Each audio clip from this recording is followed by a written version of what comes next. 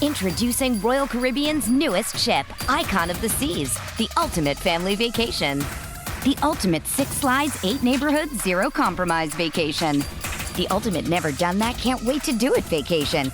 The ultimate chillin' by a different pool every day of the week vacation. This is the Icon of vacations. Icon of the Seas, arriving in 2024. Book today. Come seek the Royal Caribbean. Ships Registry, Bahamas.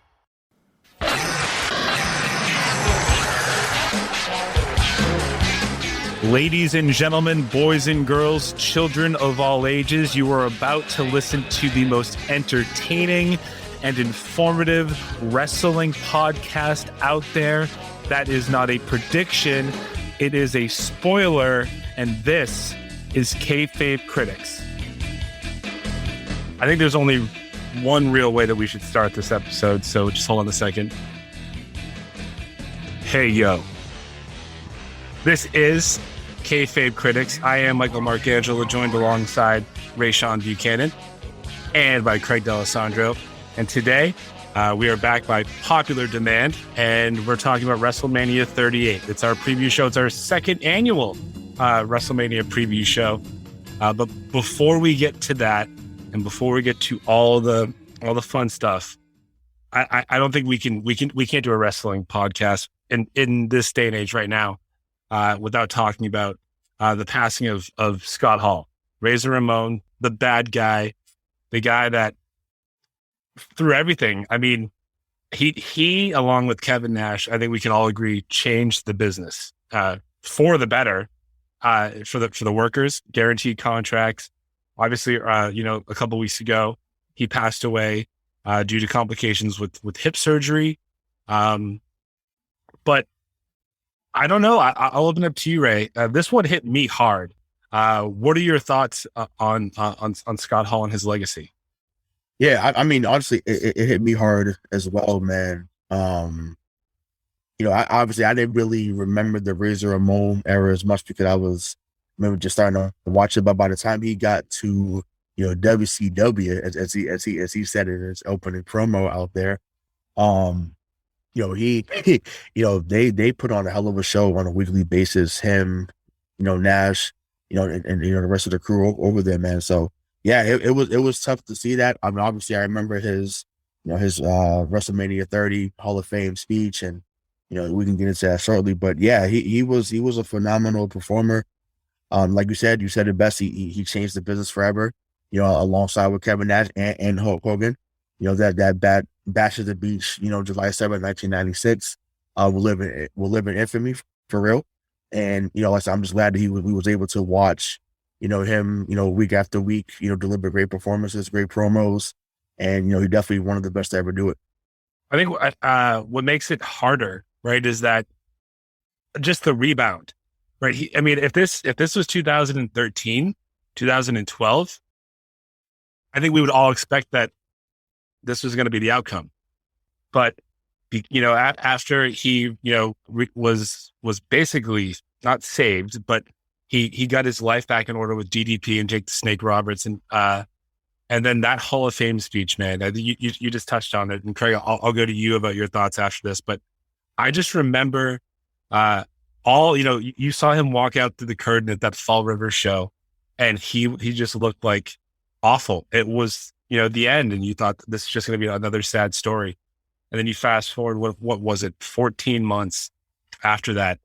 And for him to go up and give that speech and to say, I just love hard work pays off, dreams do come true, bad times don't last. And then he looked directly at the camera and said, but bad guys do.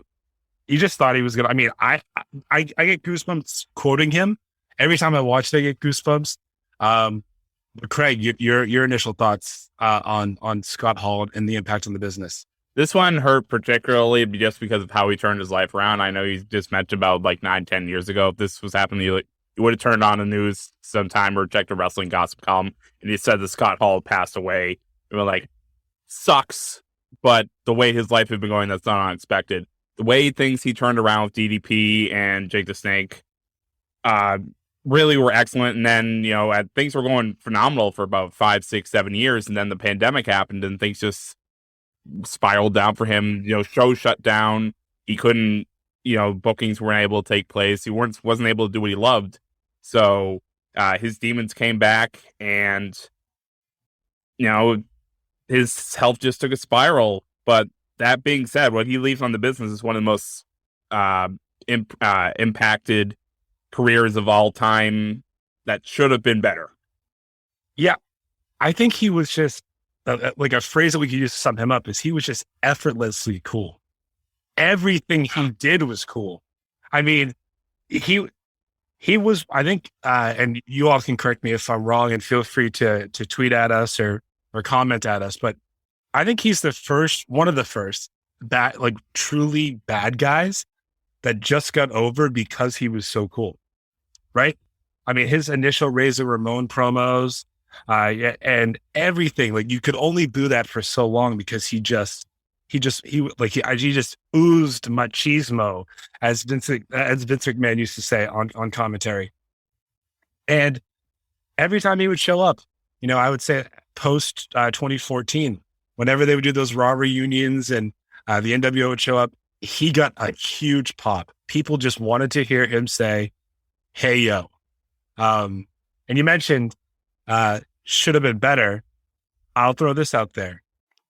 Is he, because I know that there's a little controversy here, for you guys, is he the best to never win a world championship in the major promotion? So I thought about this when I saw this earlier when you said this to us. I'd probably have to say, yes. I mean, he made the Intercontinental Championship prestigious again. Well, not even again, but just continue that legacy of what that title meant. I think he won 5 or 6 times, if I'm not mistaken, that championship. So, obviously, we'll forever remember WrestleMania 10. That's probably a top. I'd even go that's maybe a top 5 match of all time. Definitely top 10. But if you want to go as far as top 5, I wouldn't be mad at that either. But yeah, I mean, what he was able to do with the IC belt, it's hard to say, it's hard to say why Vince didn't put it on him, and WWF at those days, and why he didn't get it even as, a member of the NWO, the Outsiders, when he got WCW. I mean, he was white hot for a long time. So he clearly would have put guys over, and he said it on multiple interviews. He was like, "Bro, I'm in it for the money." Like, yeah. He's like, I'll put anyone over. Like, just pay me. Like, so he's dead turn. He's telling everybody like, "Yo, like, I'll put anyone you want over. Let's just make money." And hell, Sean Waltman, aka 123 Kid, aka X-Pac, aka Six, like he literally made his career in 1993 because he put him over on a small package roll up. And it changed his career forever. So 2-time Hall of Famer because of Scott Hall. So that, come on. Scott Hall did a lot. He put a lot of people over like that. Like, right, exactly. Sticks, Sean Waltman. He put a lot of guys over just by, put me over, no, pin me. He did a lot for a lot of guys. So getting back to the world title thing, I actually, this is something I keep track of. I do have a list of 5 guys in my list that should have had a world title in their career and never did in any promotion.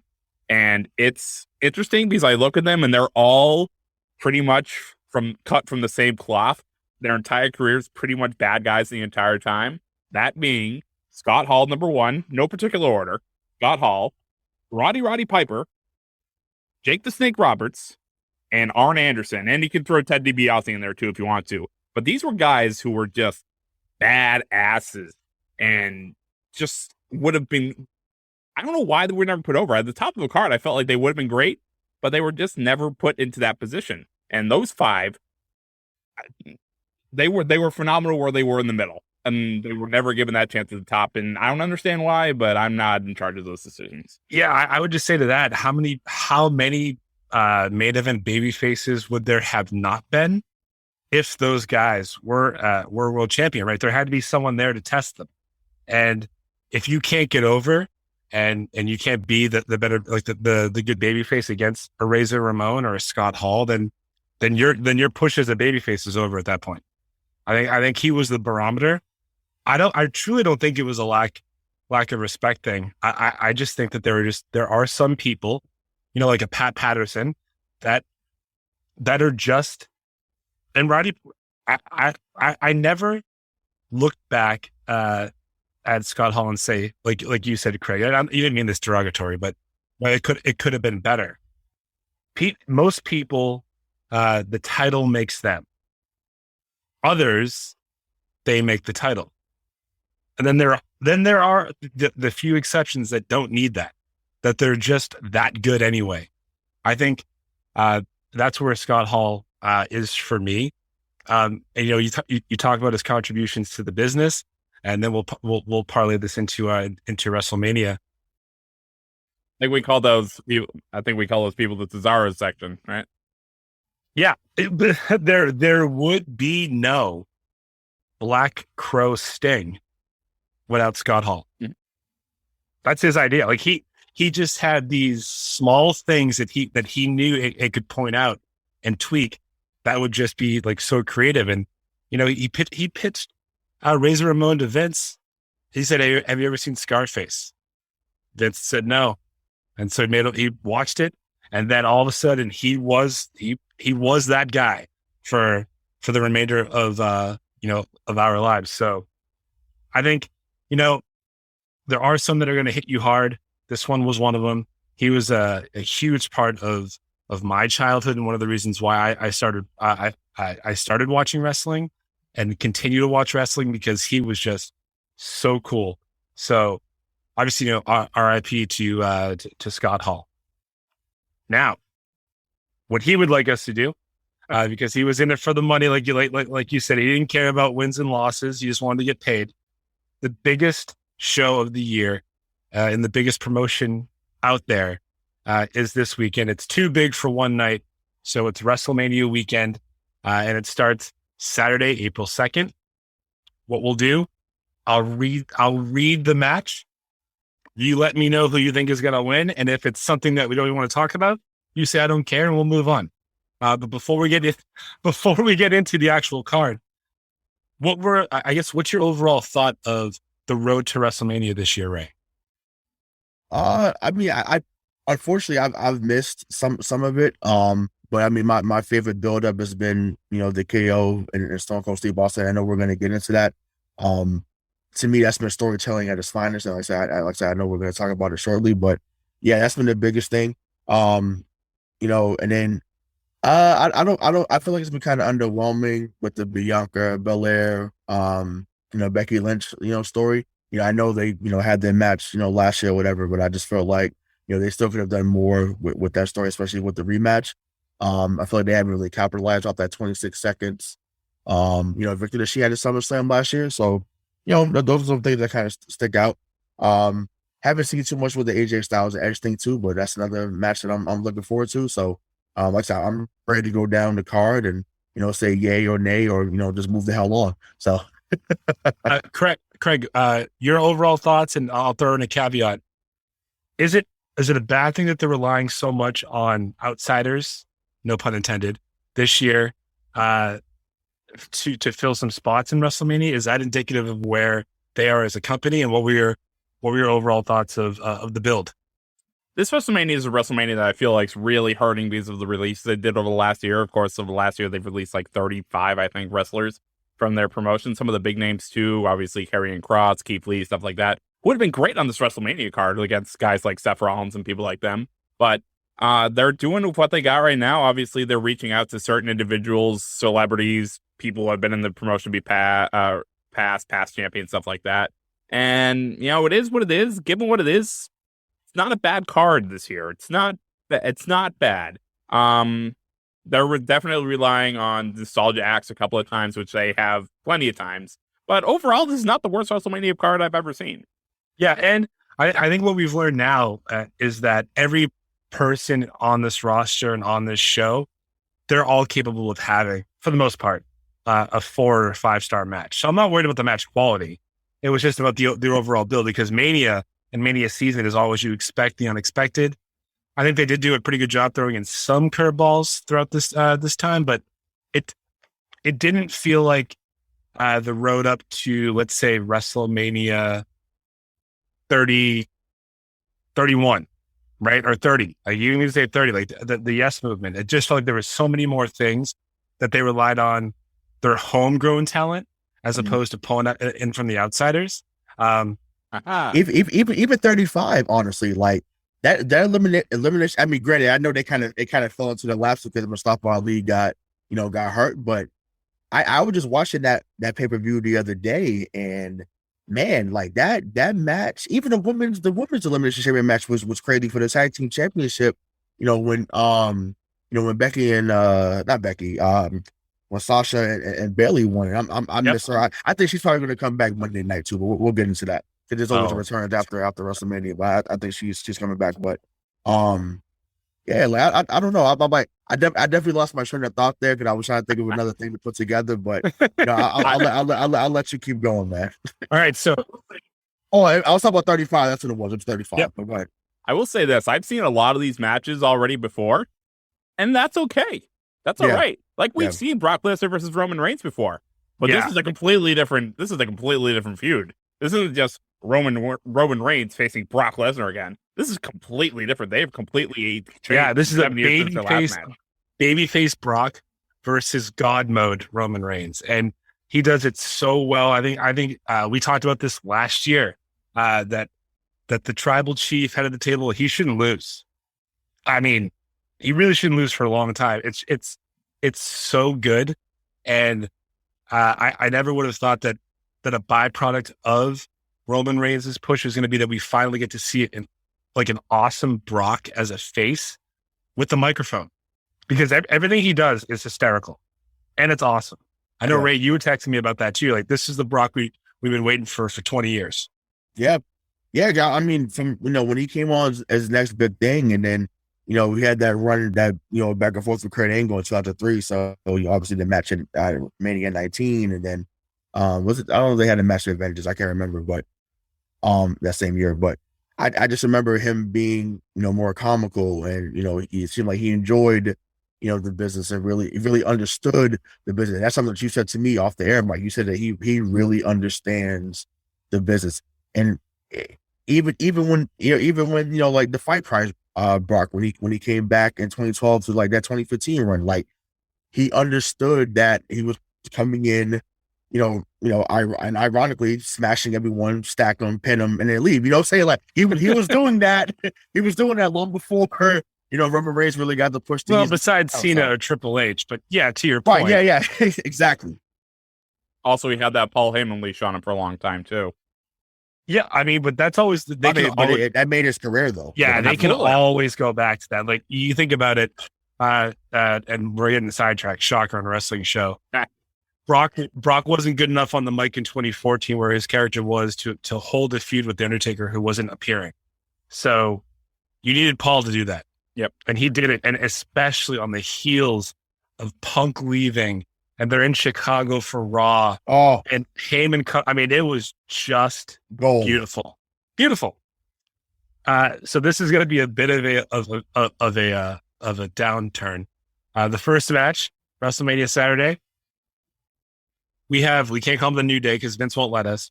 Kofi Kingston and King Woods versus Sheamus and Ridge Holland. Do we care about it? And do we want to pick a winner? I'm sad that this match isn't the match it was supposed to be because of Big E injury and everything, but it would have been a 3-on-3. I would have been much happier with Butch, aka Pete Dunne, in having his WrestleMania debut in this, but it's probably going to be a good match. It'll probably be the second, third match on the card. It's nothing special. Go ahead, Ray. You can see it on my face. This is okay. I obviously listen. I'm a Kofi guy. We talked about this. I love Kofi. I'm honestly, on a side note, I'm ready for Xavier Woods to get the same push that Kofi and Big E end up getting. Like I want all three of them to be world champion at one point. I just like I did with the Shield. The New Day has been just as impactful as the Shield was. So if you gave all three of them title runs, you need to do the same thing here for the New Day, regardless of what Vincent Kennedy McMahon says. But I mean, listen, I think the New Day goes over. I do. I didn't understand the whole Butch character either. I think Pete Dunne's a hell of a character, hell of a wrestler. I guess maybe he's going to add some more comedic, relief to the show. God, I hope not. Yeah, I hope not either. But to me, when you dress up someone that looks like that, it looks like Robert Redford and the Natural. Like, I just think that you think I think it's time. I think it's time that he's out there looking like a modern day Roy Hobbs. So it's something's got to give. But New Day should go over in that match. But I'm not expecting much out of it. Yeah, I mean, I completely agree with your point about Xavier Woods or King Woods. Sorry, but I think Vince is still a little nervous that when you Google him, there might be a couple of X-rated pages that pop up, if you know what I'm saying. So I don't know if she's gonna. I don't know if she's gonna ever turn the. I was gonna say turn the page on that, but yeah. Yes, go viral, baby. Turn the page. I do think.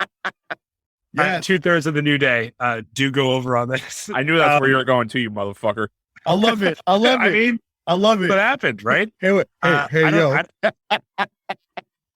I don't know what order this is. What order this is going to appear in, but we heard it. We heard it on we saw it all today on WWE social media. We were recording this on Monday, March 28th.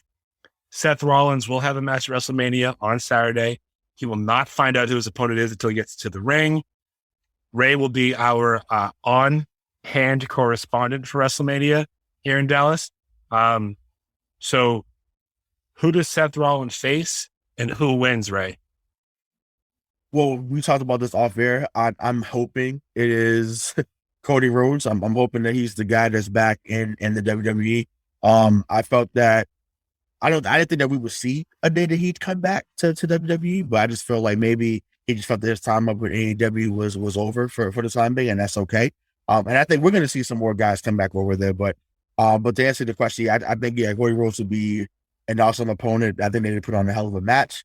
Have Seth kick out a few crossroads, have Cody kick out a few curve stops, and just have like a 15 to 20-minute match and potentially steal the show in night one, because I think they would put on a hell of a show there. But I think Seth would go over, obviously, with Cody just coming back and then maybe building up a feud, going into Backlash in May. If Seth goes over, you kill Cody instantly. Yeah, you can't do that. Vince doesn't care about that shit. You know that. Listen, the man went and built another promotion, and then came back. Right, and came back, but there's no. I mean, granted, if that's the case, that he thinks that Cody could come back and be what he was building up to be going into WrestleMania 27. Okay, then if that's the case, then okay, then let's see where we can go, because that's obviously things that got kind of stale with the legacy. Tag team, they had a hell of a run in 2009 with with him and Ted DiBiase's son. Ted DiBiase. Yeah. That's all said. There you go. There you go. I forgot he was a junior. My bad. I should just kept that legacy. But yeah. So I mean, listen, you guys are right. Hopefully that's the case. But I just see Vince doing what Vince does and not understanding the moment and just saying, burn it down, Seth. You're gonna win. So. Mainly, also, I'm a Seth Rollins guy too. So, yeah. Don't blame that on Vince. You want Seth to win. All right, Craig. We'll just assume that it's Seth Rollins versus Seth freaking Rollins versus the American Nightmare, Cody Rhodes. Who you taking in this? Yeah, I'm assuming this is what it's going to be. I assume this will be in the middle of the card or something.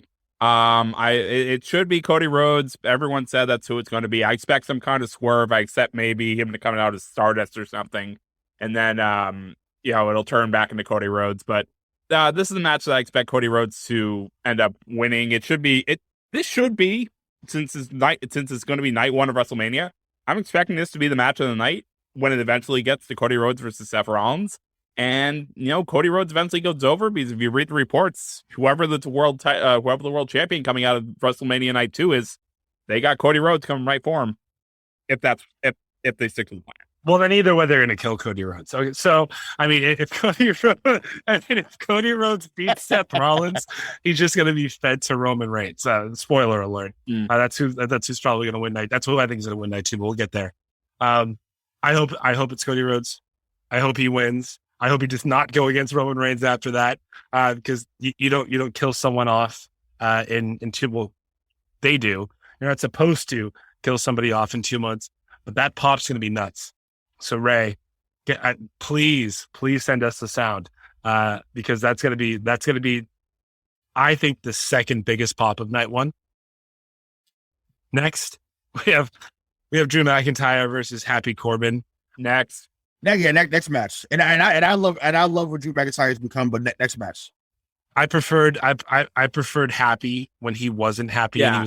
And that was like, he did so much of that gimmick. We have the Mysterios versus the Miz and Logan Paul, the first celebrity appearance. Craig. Actually, this is going to be really good. I think Logan Paul's been excellent in this little build-up. He's actually been there. He's made the shows. I don't like him as a person. I think he's annoying, but at work-wise, he's done an excellent job in this feud, and this should be actually a pretty good match. Like, Logan Paul's very athletic, so this should be good. I'm not sure it's going to be this match tonight, but it should be all right. These are all excellent workers. Dominic Mysterio's still pretty raw, and Logan Paul's going to have to be carried as well, but this should be good. It is. I feel bad for the first celebrity that has to go, because they have to follow Bad Bunny from last year. Yeah, Bad Bunny was amazing. And he was invested. I mean, he got a ring, he trained, he loves the sport of professional wrestling. So he took it seriously. So Logan Paul, if this is the first, which it looks like it's going to be the first celebrity appearance, he has a lot to live up to there. I actually think, before I let you go, Ray, I'm going to pick the Miz and Logan Paul in this one, and I think Dominic turns on Ray. Mm. I'm happy you said that. I really am. Too. Because Me too. In the past, I've said eventually there's got to be a feud between Dominic and Ray, and in that feud, that Ray would somehow be the heel in that one. But then I went back and looked at it. Ray's never been a heel in his entire career, ever. That doesn't know how to be. Yeah, right. Doesn't know how to be. So he's not going to start at 45 years old. Right.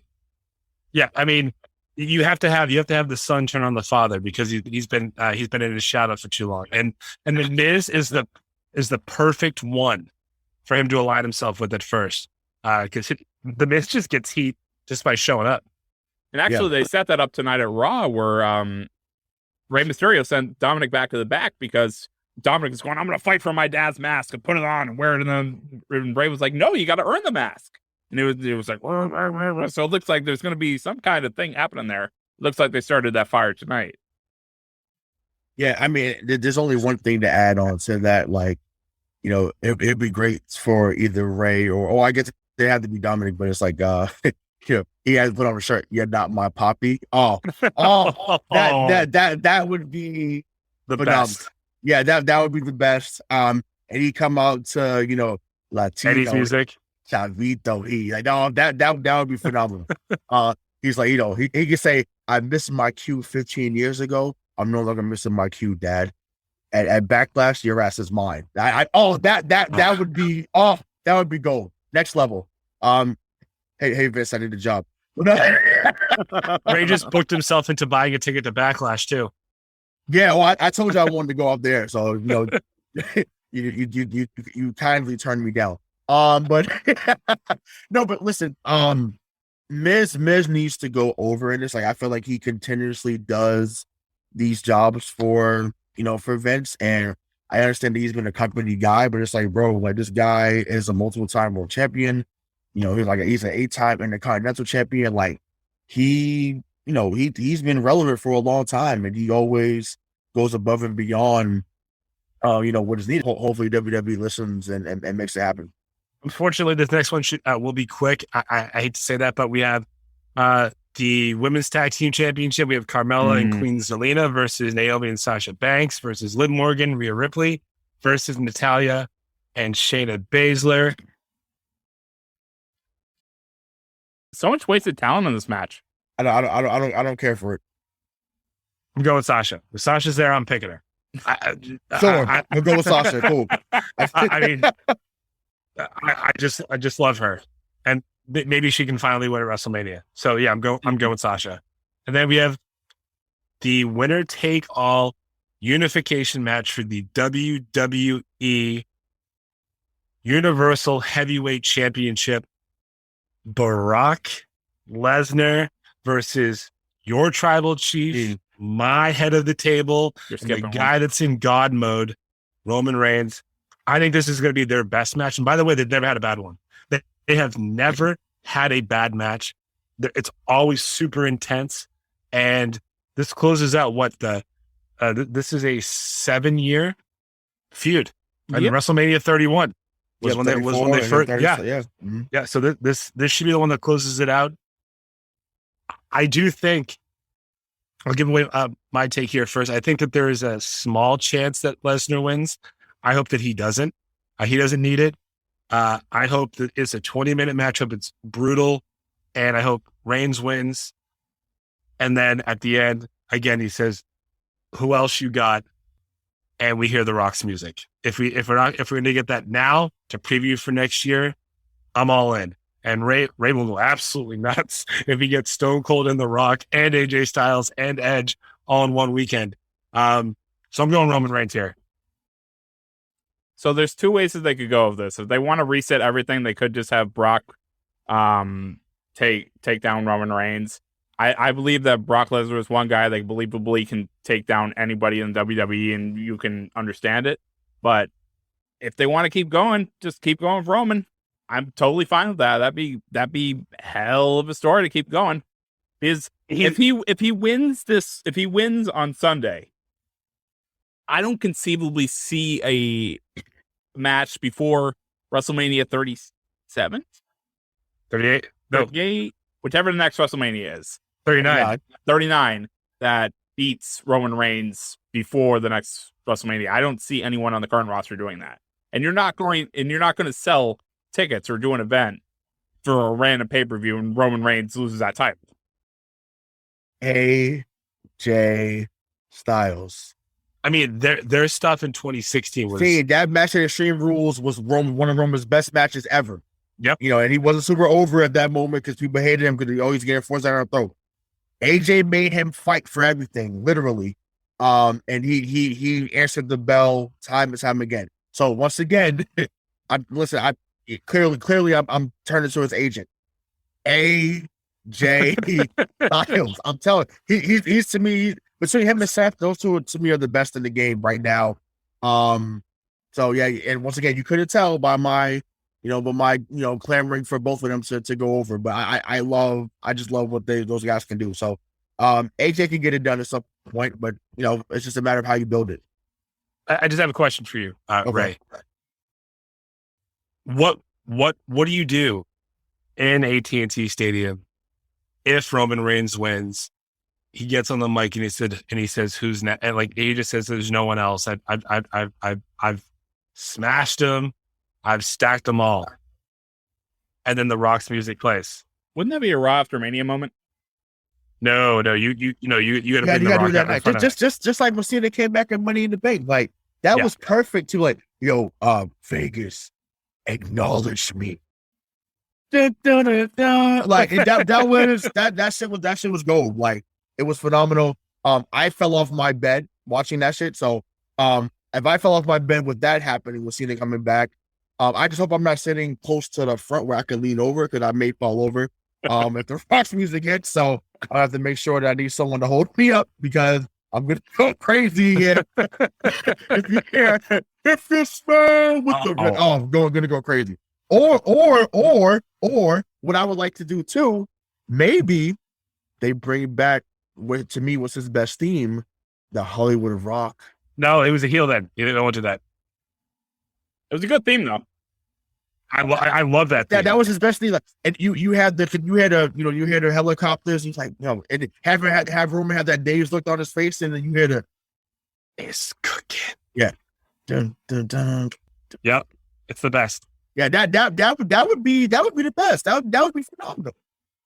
And I felt like they were kind of trying to I felt like they were trying to turn Roman Loki back to a face after that Seth Rollins match at Royal Rumble. But it was maybe they go back to that because that's already in the match of the year category what I saw at Royal Rumble between him and Seth. Once again, phenomenal stories. Yep. Phenomenal.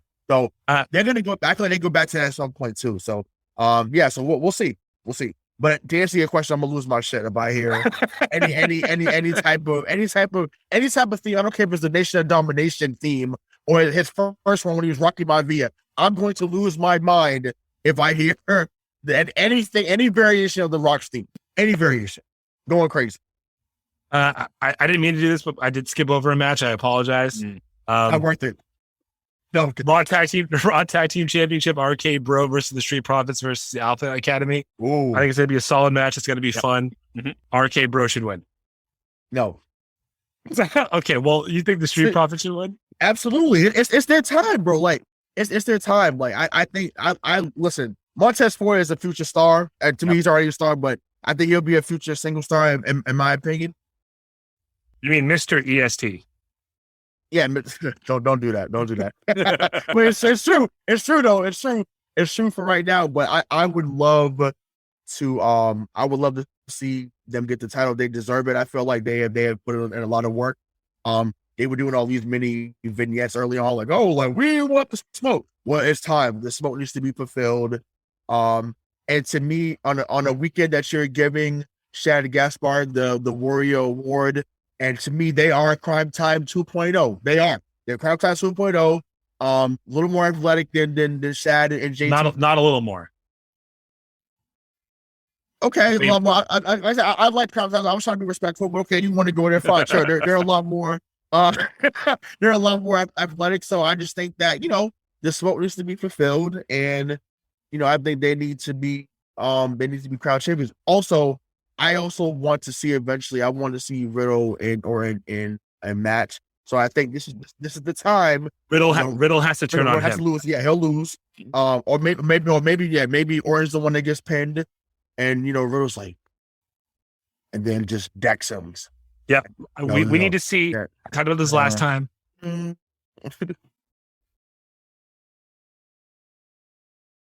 Riddle has to turn on Orton, and then Riddle has to go from the bro to like the corporate suit wearing guy, and because I think he could do it, and I think he could make people hate him because, I mean, good looking, he's a UFC fighter, he could legitimately hurt most people on that roster, so make him that. Do what they should have done with Roman that they finally did 6 years later now with Riddle, because he could be the next big thing in WWE if they do it right. The whole bro thing is that'll sell T-shirts and merch, but he'll never be a world champion with that gimmick. Craig, did you have anyone you want to pick? Yeah, but as you mentioned at the beginning of the show, that you'll talk about his career as it could have been better. Yes. Also, by the way, no Intercontinental or United States Championship on this card. Maybe a pre-show, I bet.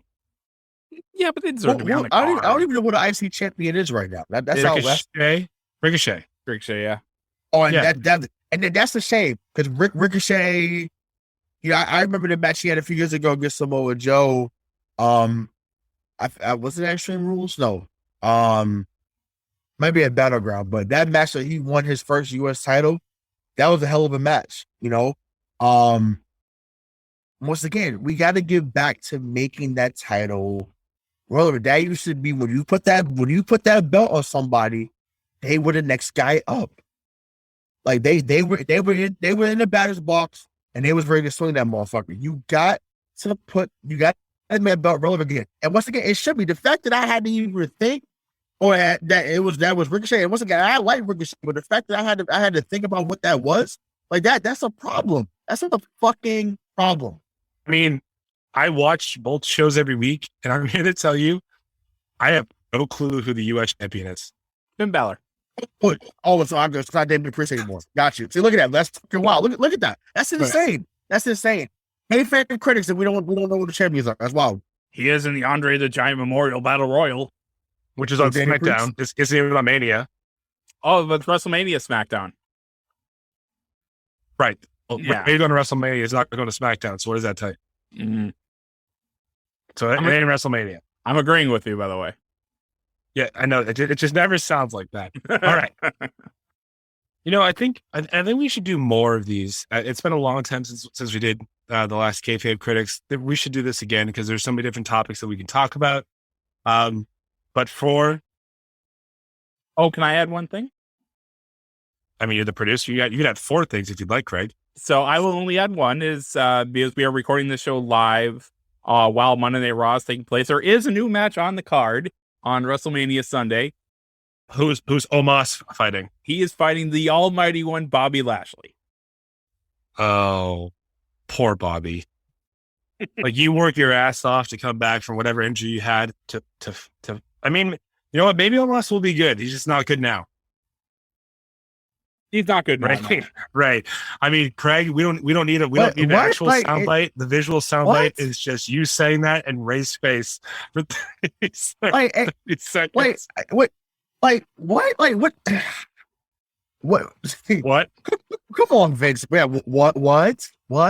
Your name is Hugh? What? Your name is Omos? What? You think it's funny? What? You think it's hilarious? What? You're pathetic. Like, what? Oh God, what are we doing, Vince? Like, how did you think this was okay? Like, he's just trying to get Bobby Lashley on the card, dude. no, you got the Black Khali, and it's not gonna work. It's not gonna work. Oh God, it's not gonna work. It's not gonna work. Yeah, I said it. Whatever. It's true. You got the Black Khali. Well, you're the only one that can say it, right?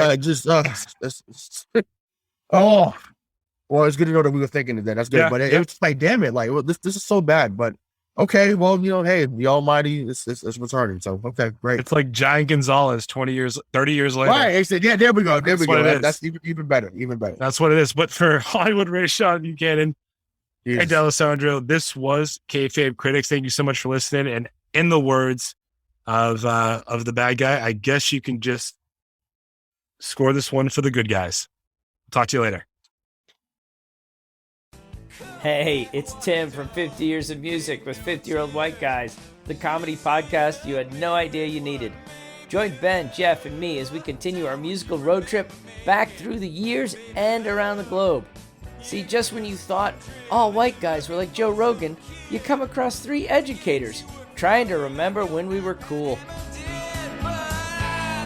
50 Years of Music with 50-Year-Old White Guys.